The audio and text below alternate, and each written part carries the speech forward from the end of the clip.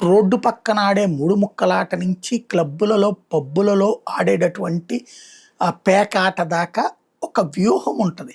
ముందు మన చేతికి నీది వాళ్ళేదో గోల్డెన్ హ్యాండ్ లాగా ఉందిరా అన్నట్టుగా రూ. 4 లాభపడేలా చూస్తారు.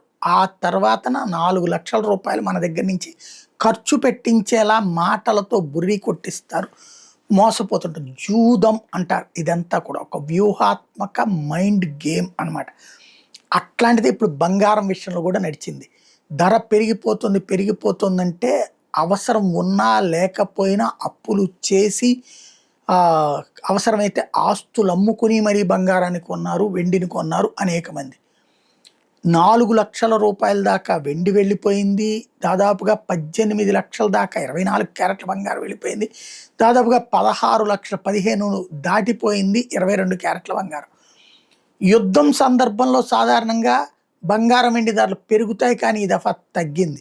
యుద్ధం తగ్గినప్పుడు పెరుగుతూ వచ్చింది. ఇప్పుడు సీన్ కట్ చేస్తే యుద్ధం తగ్గాక కూడా ధరలు కంట్రోల్లో కాదు, తగ్గుతూనే ఉన్నాయి. 1,50,000 రేంజ్లో 24 క్యారెట్లు, 1,30,000, 1,35,000 ఆ రేంజ్లో 22 క్యారెట్లు. అదే సందర్భంలో 2,47,45 రేంజ్లో వెండి ఉంటుంది. బట్ ఈ గత 3-4 నెలల్లో ఈ గ్యాంబ్లింగ్లో మధ్య తరగతి లక్షలు కోల్పోయారు. తమ దగ్గర ఉన్న బంగారం అమ్ముకున్న వాళ్ళు ఈ రేటుకి బాగుపడ్డారు, వెండి అమ్ముకున్న వాళ్ళు ఈ రేటుకి బాగుపడ్డారు. అదే సందర్భంలో ఎక్కువ రేటు పెట్టి కొన్నటువంటి వాళ్ళు, 4 లక్షలు పెట్టి కిలో వెండి కొన్నటువంటి వాళ్ళు ఇవాళ కిలోకి 1,50,000 చొప్పున లాస్. అదే సందర్భంలో బంగారందైనా అంతే.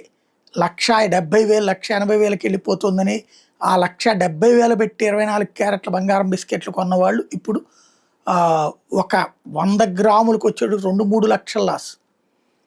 అదే సందర్భంలో 22 క్యారెట్లు అయితే ఆ డాలర్ల రూపంలో కొంటారు, 8 గ్రాములు 10 గ్రాములు. అక్కడ లాస్ అయినటువంటి పరిస్థితి ఉంది.